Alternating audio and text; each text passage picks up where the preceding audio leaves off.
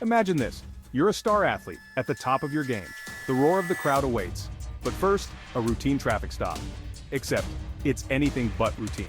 This is the reality that Tyreek Hill, wide receiver for the Miami Dolphins, faced, pulled over, questioned, and ultimately physically restrained by police officers.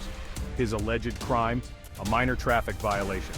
The incident, captured on video, sent shockwaves across the nation. It was a stark reminder that for Black people in America, even the most mundane encounters with law enforcement can escalate into terrifying and potentially deadly situations. For generations, Black parents have had the talk with their children. It's a conversation about how to navigate a world where their skin color can be perceived as a threat. A world where a simple traffic stop can quickly turn deadly. It's a conversation about how to stay alive. Keep your hands visible. Don't argue with the police. Do everything they say. These are not just words of caution, they are survival tactics. They are a tragic indictment of a society where Black people are disproportionately targeted, harassed, and brutalized by those sworn to protect and serve.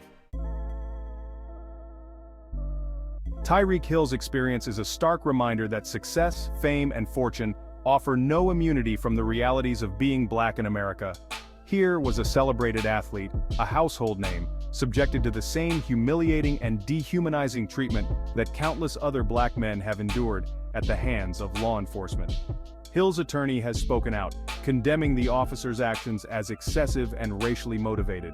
The Miami Dolphins organization has expressed support for their player, while also acknowledging the broader issue of racial bias in policing. This incident has ignited a national conversation, forcing us to confront the uncomfortable truths about race and policing in America. Section 4. Beyond the statistics, the human cost of racial bias. Statistics paint a grim picture.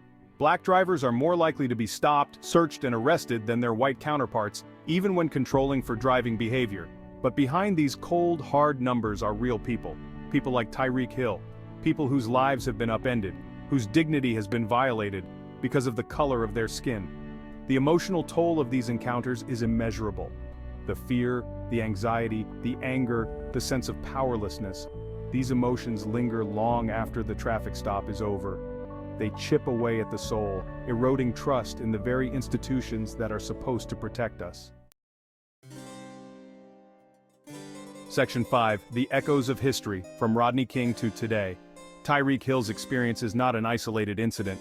It's part of a long and shameful history of police brutality and racial profiling in America. From Rodney King to Eric Garner to George Floyd, the names of Black men and women killed by police officers echo through the decades, a stark reminder of the systemic racism that continues to plague our nation.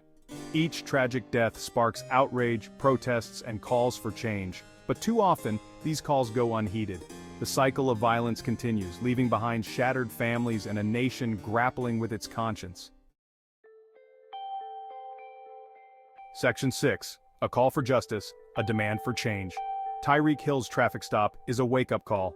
It's a reminder that we can no longer afford to ignore the issue of racial bias in policing. We need systemic change, we need accountability, we need justice. This is not just about Tyreek Hill.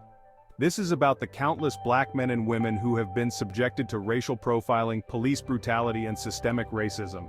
This is about creating a society where everyone feels safe and protected regardless of the color of their skin. The time for change is now. We cannot afford to wait another day, another month, another year. The lives of our Black and brown brothers and sisters depend on it.